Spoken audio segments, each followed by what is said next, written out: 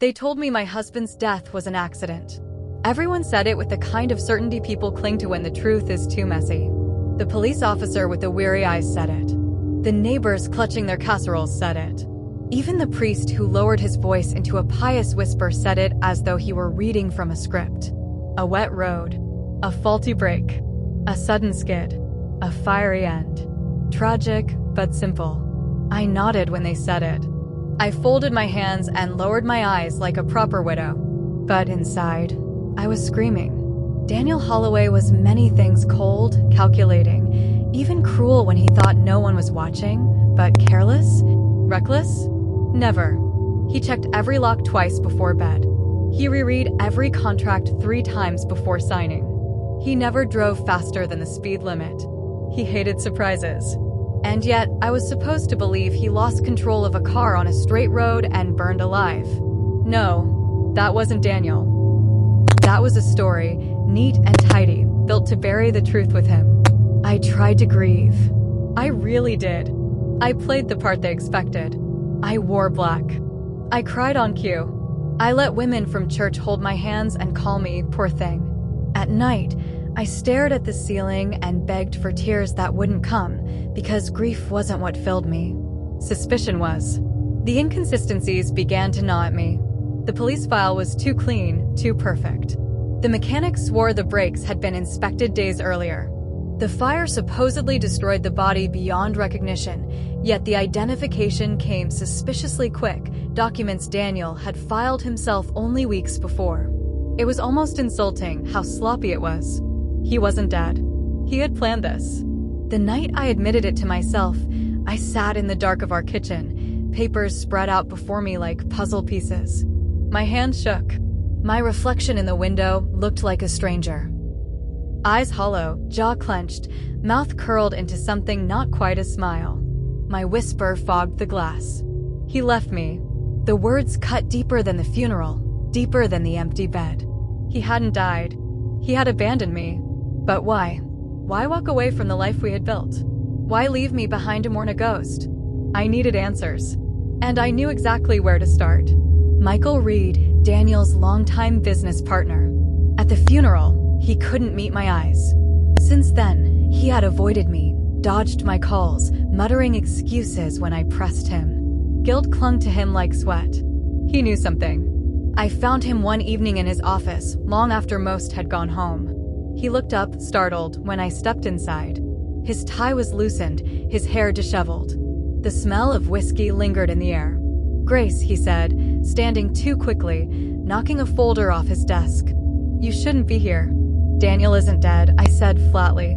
He froze. The color drained from his face. "Grace, you don't lie to me." I slammed the folder I'd brought onto his desk. Inside, bank statements, unexplained transfers, accounts under names I didn't recognize. I've seen the money, the preparations.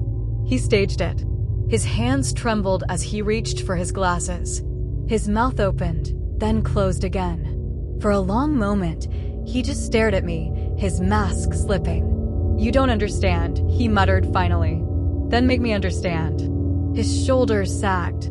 He sank into his chair, rubbing his temples as though the weight of the truth was crushing him. When he finally spoke, his voice cracked. "He has another family."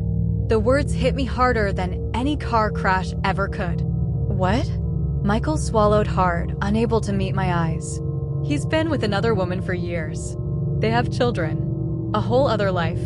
He wanted out, Grace. He staged the accident so he could be free of you, free of this." My breath hitched. The room spun.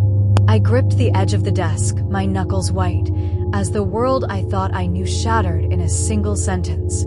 My marriage. My life, I could barely form the words. It was nothing but a lie. Michael reached for me, desperate. "I didn't want to tell you. He made me swear. You should have buried him for real," I snapped, pulling away, my voice cold as stone. I left him shaking in his chair, but inside me, something far steadier had taken root. The grief was gone. The doubt was gone. In their place was something sharper. Something Daniel had never counted on. I wasn't erased. I wasn't broken. I was alive. And I was going to make him regret the day he ever thought he could discard me. The first step was his new family. Elena. That was her name. His lover. His refuge. The woman he had given my years to. She lived with him in a quiet house with their 2 children, pretending they were a normal family. I didn't confront her. Not yet. That would have been too easy. No, I slipped into her world like smoke.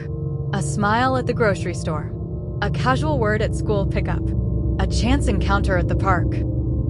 Funny, I said lightly one day as we stood in line, my tone sweet as sugar. I thought your husband's name was different. Strange, isn't it? She blinked, confused, but I walked away before she could ask. Another time, I slid an envelope into her mailbox. Inside was a photograph, Daniel and me, arm in arm, smiling like the perfect couple. On the back, I had written one word in neat, sharp letters, before. The cracks began to form quickly. I saw it in the way she looked at him, suspicion flickering in her eyes. I watched from the shadows as they argued, her voice rising, his hands gesturing wildly, the calm mask slipping. Their walls shook with shouts.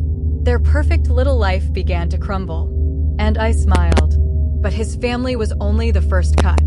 His empire would be the second. Daniel's business was built on lies, and I knew the lies better than anyone. The shell companies, the offshore accounts, the politicians he bribed to grease the wheels. For years, I had lived beside him, quietly learning where the threads were buried. And now I began to pull them. I leaked documents to reporters. I fed files to his rivals. I sabotaged contracts he thought were ironclad. One by one, his partnerships collapsed. Investors fled. His name soured in boardrooms and headlines. The empire he abandoned me to protect began to rot from within. It wasn't long before he came for me. One night, there was a knock on my door. I opened it to find him there, Daniel. My husband. My ghost. He wasn't the man I remembered. His once perfect suit was rumpled, his hair disheveled, his face hollow. His eyes burned with desperation. "Grace," he said, his voice breaking. "Please, we don't have to do this." I looked at him, really looked at him, and felt no love, no longing, no pity. Only cold satisfaction. "You killed me long before I killed your empire," I said. He stepped forward, his hands outstretched. "We can fix this. We can start over." A laugh tore from my throat, sharp, humorless, jagged. "You already started over. Remember?" His lips trembled. "Please. I have nothing left." I leaned in, close enough to see the fear in his eyes, close enough that my whisper sliced like a knife. "Exactly." I shut the door in his face. Weeks later, the world gasped as the story spread. The once great Daniel Holloway was finished. His empire burned to the ground. His secret family gone. His reputation destroyed.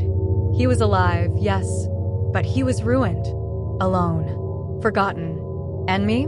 I walked away not as his grieving widow, but as the architect of his destruction. My justice wasn't in killing him. It was in leaving him to choke on the ashes of everything he had betrayed me for.